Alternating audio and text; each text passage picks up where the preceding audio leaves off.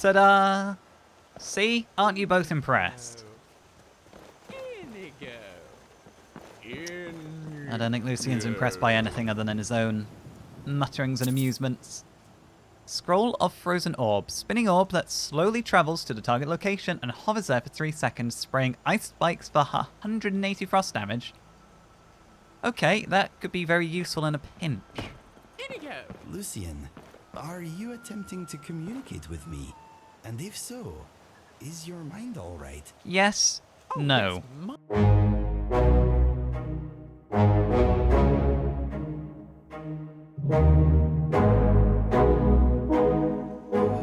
Carry on then, I suppose. I thought you were having an episode. I think he is having an episode. No, all is well here. Inigo! Are you sure all's You're a very well? strange man. Oh, hello.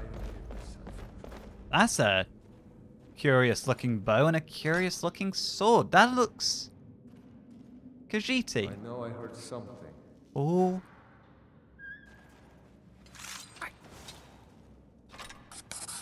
Getting to go to look at that afterwards, because I think that looks Khajiit, from my experience. I guess I was just hearing things. What was that? Okay. Right. There's more bandits. Ooh.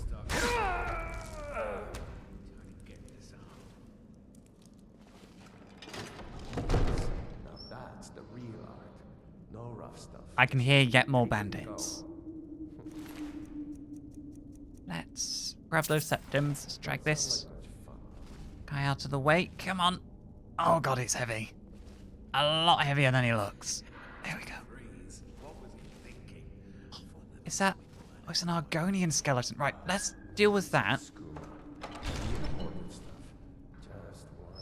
After we deal with this. Okay. Ooh. He's got a big warhammer. Ooh, Time to end this little game. yep. Come back here. Let's end it on my terms, thank you. Help! Ooh. Take! I think we did just kill a man who asked for mercy. Death suits you. Any more? No? Nobody wants to go? Don't think there's anyone left. But that works for me. Right, well done. Oh! Lucian? That is a little bit terrifying for you to waggle those around in my face, because I did think they were something more hideous for a moment, like a creature with its pincers out. Also, those are technically relics, so try not to damage them. Now, where were we? Okay, so we must have gone through... Wait, the draft. That opens to Skyrim. We'll go out that way. No, you're well. It's fine. Don't worry about it. Let's just see what they had in their treasure room. Still. Imp stool. Take it. I don't really know why. I don't know what I can do with it. Oh. A ruby table cyrodiilic slim ebony ring. That's a pretty little thing.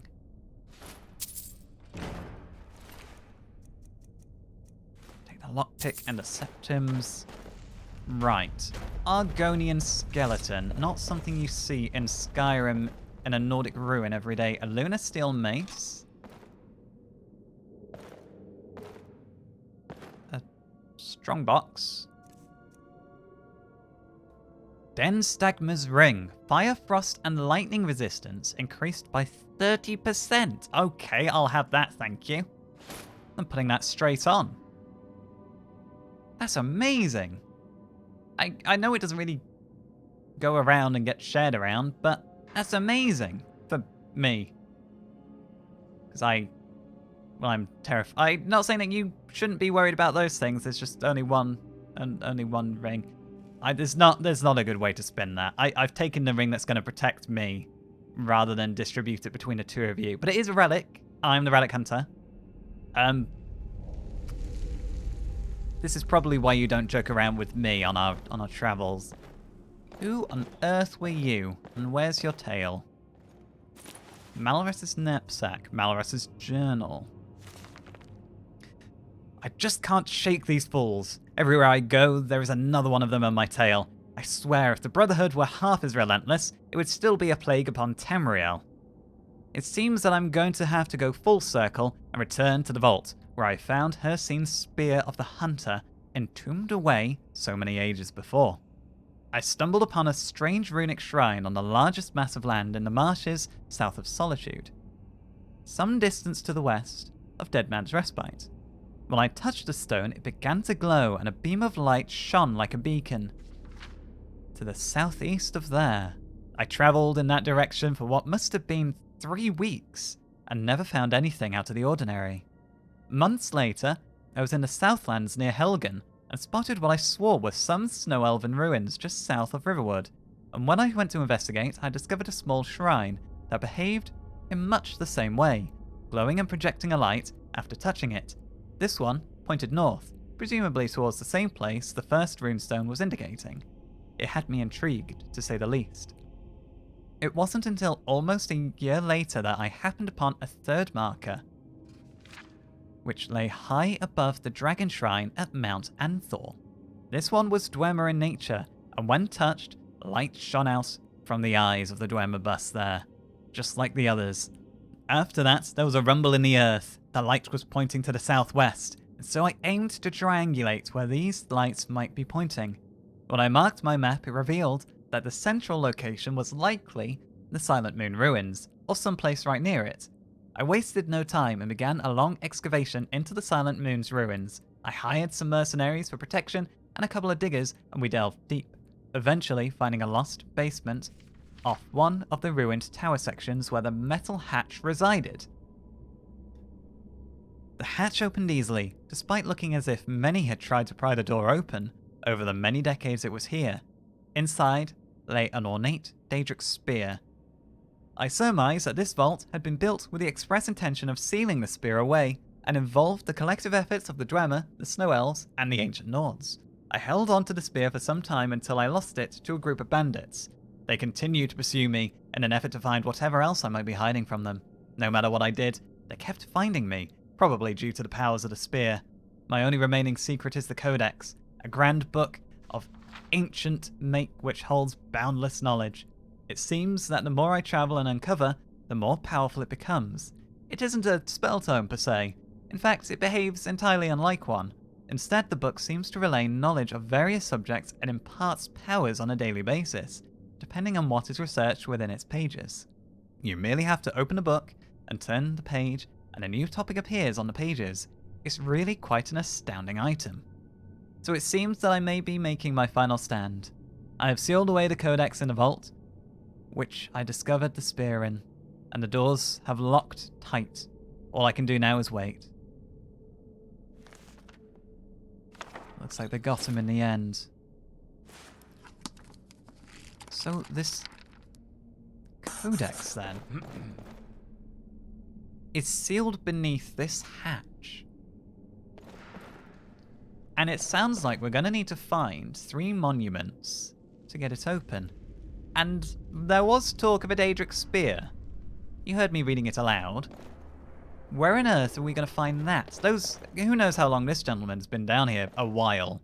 I think it's safe to say a while. He's completely rot away.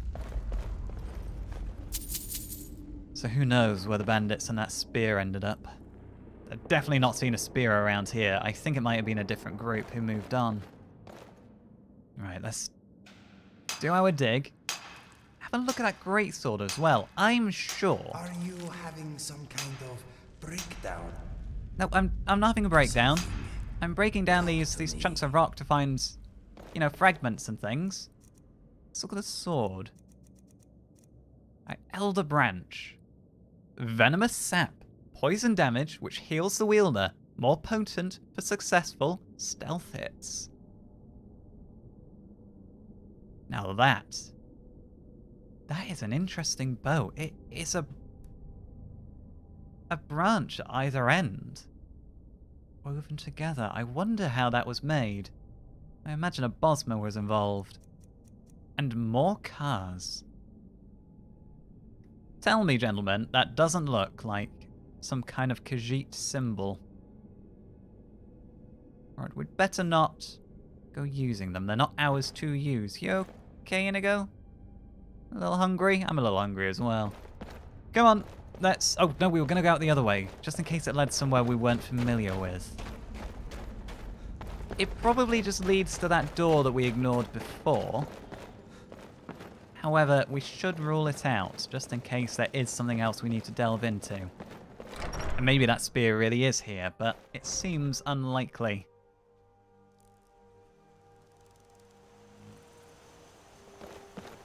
Yeah, my gut says we're not going to find that spear here, so I think it's safe to leave. We got what we came for.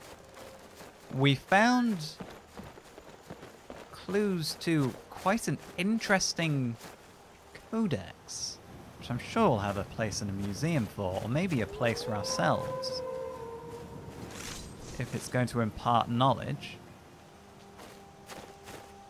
Let's get back to where we left Artax and Brucer and move on before the wolves turn up. Oh, there's a mammoth. Right, swords away, swords away. Mr. Mammoth, you don't want to be over there. Come on. Must you push like that? I'm sorry if I'm backing away blindly from a mammoth. Come on, Brucer. Good girl. They seem Hey, Inigo. Guess who I'm being? passive enough, but let's not test it. I am a big blue cat. Where are my fleas? Let us go on an adventure. Right, let's make our way back up to Shirley You then. are being Mr. Dragonfly. It seemed like she genuinely did just want us to get her bow and sword back. There doesn't seem to be any kind of deceit going on there. Science, science, science. Does seem to be a bit of a noise going on back there, though. Why, thank you, good sir. Goodness, that hurt my throat. As lovely as her home is, there isn't really anywhere to leave you away from the elements out on this cliff. Let's put you around here. This is as good a spot as any. I think Inigo and Lucien, there they are. Dawdling around, doing what they do best. Being a pair of clowns, you two. In a nice way. Alright, let's go drop off this sword and bow. We didn't really discuss reward. I just kind of said I'd fetch it for her. Shirley, was it? Yeah? I've retrieved your weapons. Oh, thank you. Thank you so much. Say, you seem to handle yourself quite well. You're out welcome. there. Now that I have my weapons back, perhaps you'd let me tag along a while? Tag along. But you wanna go adventuring?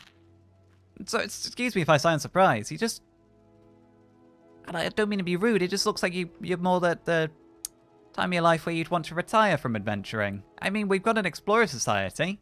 You could always do with a bit of muscle on the dig sites if you're handy with those weapons. Oh, yes.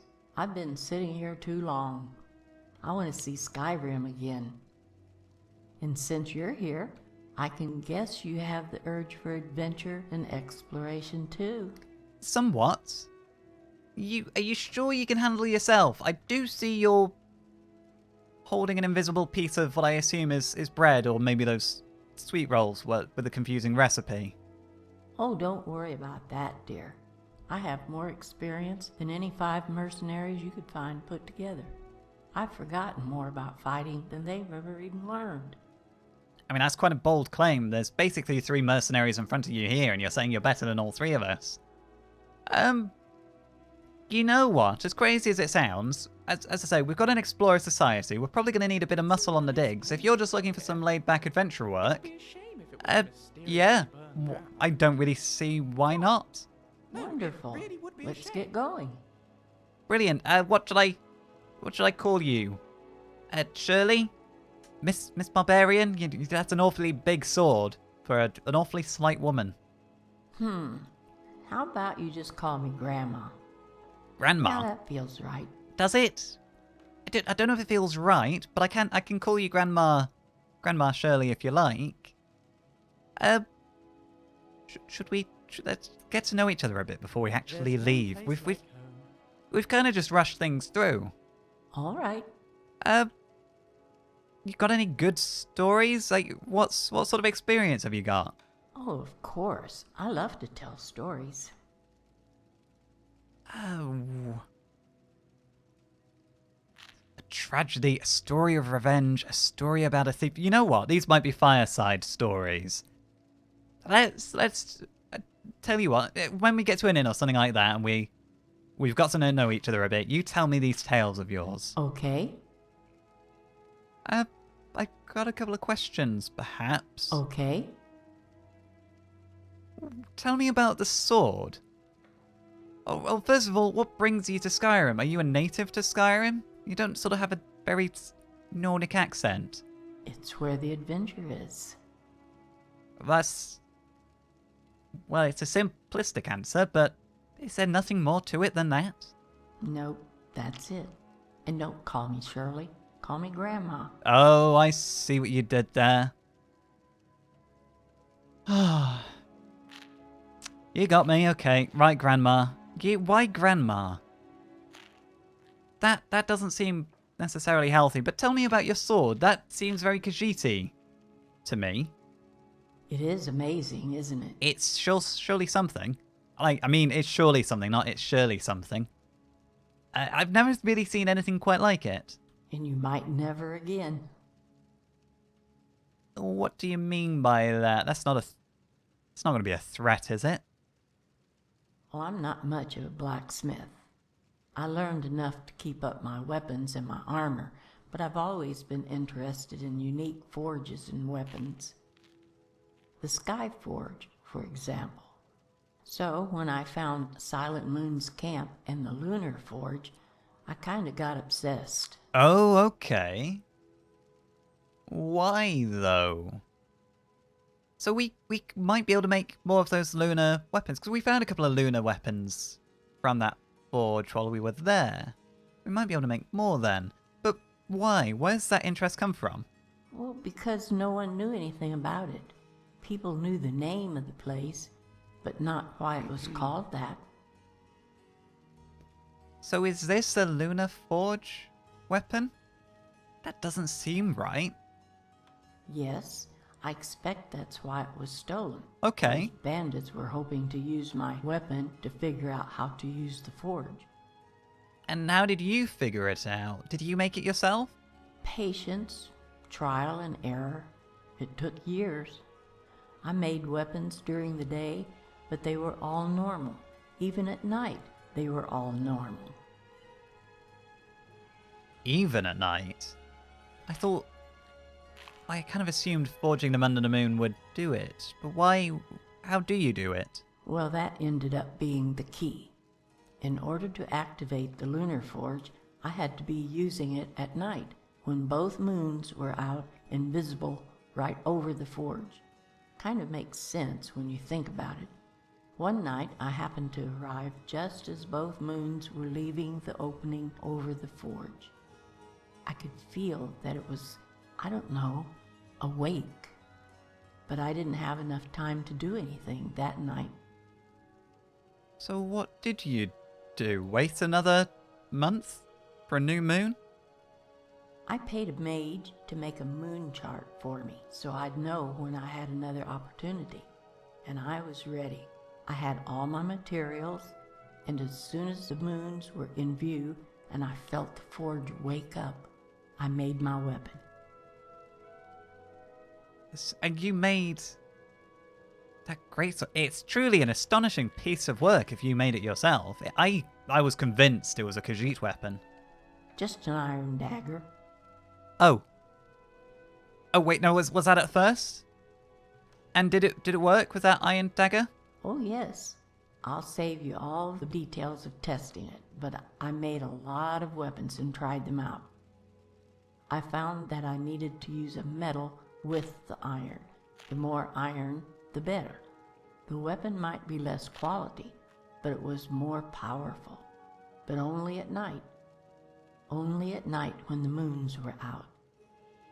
I didn't need soul gems or magic or anything, but I did need the moons. Okay, and did all the weapons look... Did you design them after that great sword? Oh no, they were pretty standard looking. I could probably make you one right now, or show Really? you how at least. But I began to wonder if I could make it more powerful. I mean, put a pin in sort of offering to make more lunar weapons for us for the museum. That would be grand. But how more powerful? How? Have you heard of meteoric iron and glass? Kind of glass. I've sort of heard of meteoric iron. You know, with people using the minerals and the metals in those meteorites to forge other weapons. Why don't you remind me, though, exactly what we're talking about? I read about it in a book called Magic from the Sky. It's basically pieces of Aetherius that have fallen to Mundus. In my travels, I'd come across many of the Ayleid wells, which are made from the iron, and found Welkin and Varla stones. But I'm not a mage, so they didn't really interest me. Okay. But I began to wonder what would happen if I made a weapon from meteoric iron and used a Varla or a Welkin stone as well. It took me a while, but I gathered all the materials, and this is what I made. It's, as I say, it's completely beautiful, but you only made one. Did you stop at one? Oh yes, it was a process of years to discover all this, to test everything, to find the materials, and to make this sword. I don't have it in me to do it again, but I could help you make a weapon for you. I'm certainly interested in that. What about the bow? Do you like it? I've never seen one like it. It looks like one living piece of wood. And I doubt you will again. As I say, it looks like you just ripped the branch straight off the tree, leaves and all. That's not far from the truth. No? Well, how did you get it then? How does it work? How come the leaves don't sort of dry up and die off? Well, I was never much of an archer. I don't like to shoot at an enemy from a distance. I like to get up close and personal, you know? I hear you. I haven't seen you in action, but it's a sight I'd certainly like to see.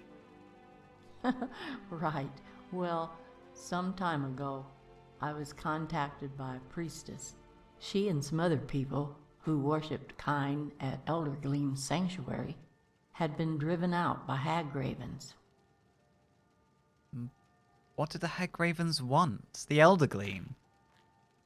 What's the Eldergleam? I assume that's what the hag-ravens wanted. Who knows what hag-ravens ever want? Probably to use the tree for its power, or corrupt it or something. And you helped clear out the hag-ravens?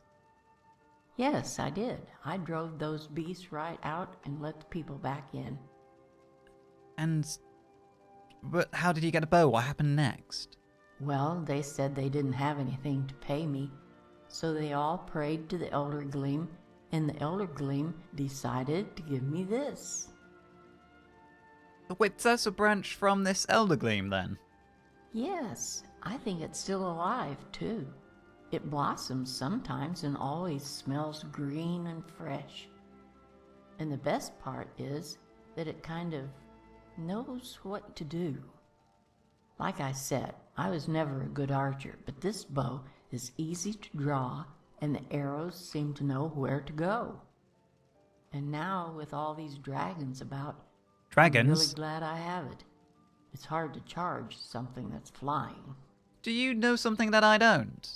What dragons are we talking about? Are we talking about metaphorical dragons or literal dragons? I saw the skeleton of the dragon in Dragon's Reach. Those are the only two dragons I know about, the Dragon's Reach and the Dragon Skeleton. I've not seen nor heard of other dragons. You know what? Maybe we should talk about something else. All right. This talk about dragons has kind of put me on edge, but never mind. Okay. Wait. Can I have a quick look at what you've got? Are you just gonna go out in your dress? I'll try and lighten your load. I'm just worried you're not dressed for the weather. That is one pretty sword. You don't have armor on. Right. Lead on. I will. Do you have armor, madam?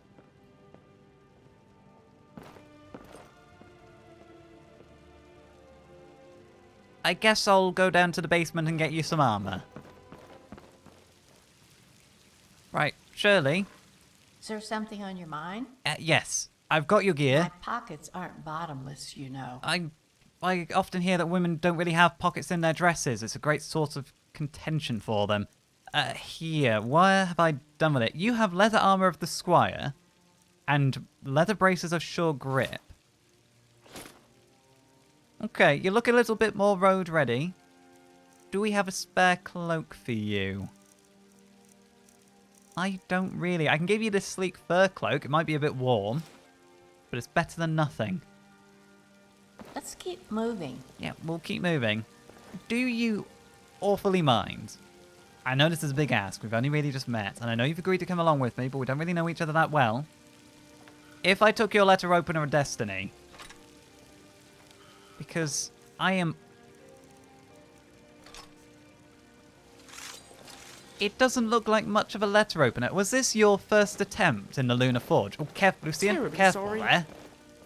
Oh, put that down. Put that away. Oh, the sooner we get back to the Good have museum and hang somewhere that like up, this the to come better. back to. This must have been her first attempt then, I think, at using the Lunar Forge. That little iron dagger she mentioned. Okay. She's pretty strong to be hefting that thing around. I wouldn't like to have that thing around. What else? These must just be trophies from over the years, but this is what I'm curious about. Especially effective against undead. I'm not going to pinch her gems. I'm going to take this book, though.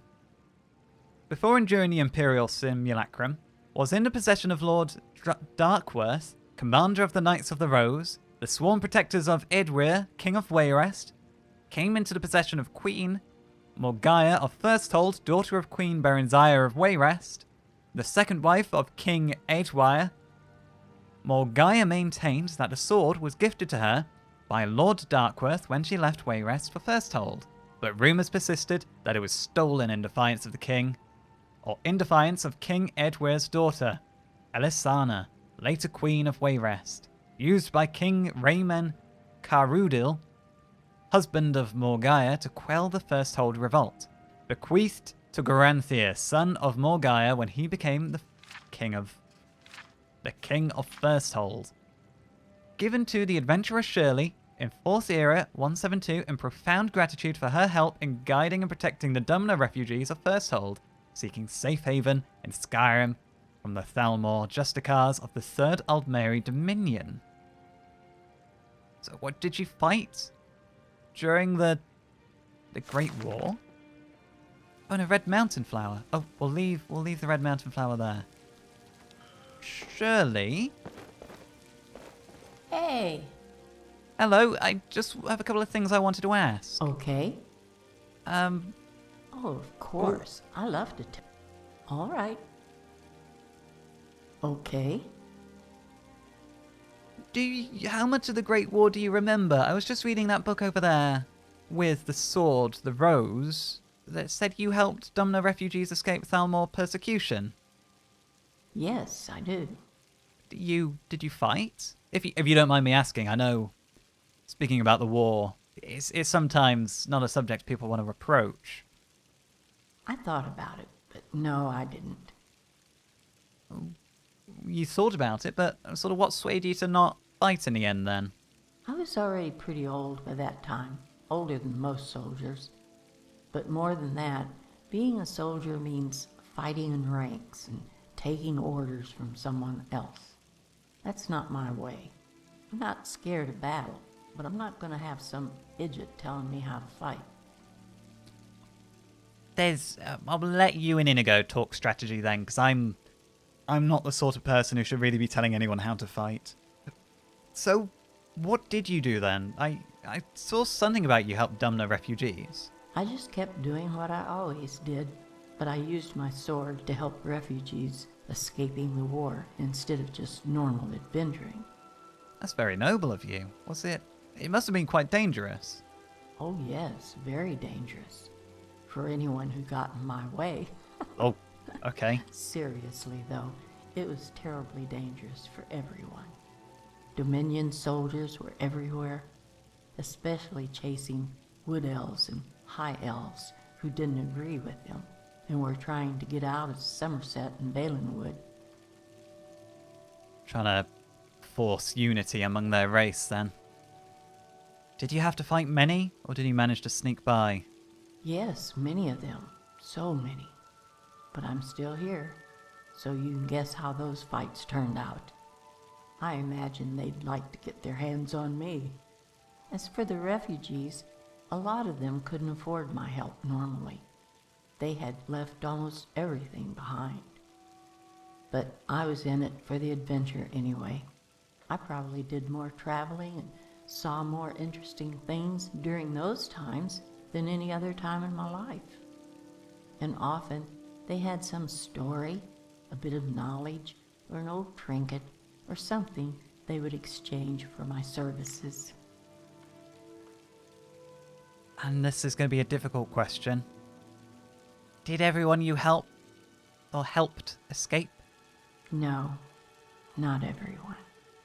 But I think that's enough of that. Yeah, fair enough. And a little bit of a roundabout topic.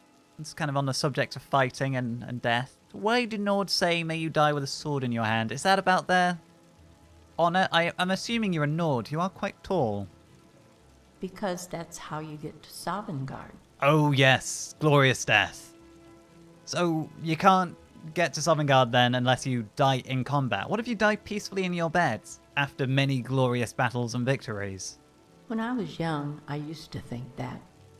At night, I would take a knife from the table and hold it under my pillow, just in case I died while I was sleeping. Really?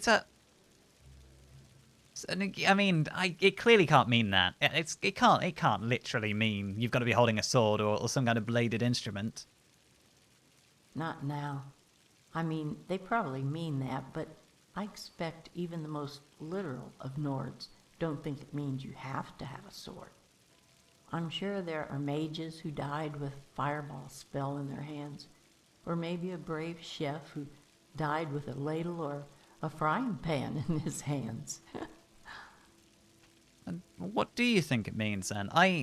I'm assuming it's just you've got to do great deeds in your life, and you're not going to do great deeds unless you take up arms. To me, it means never give up. Even if you think you'll lose or you can't do it, keep fighting.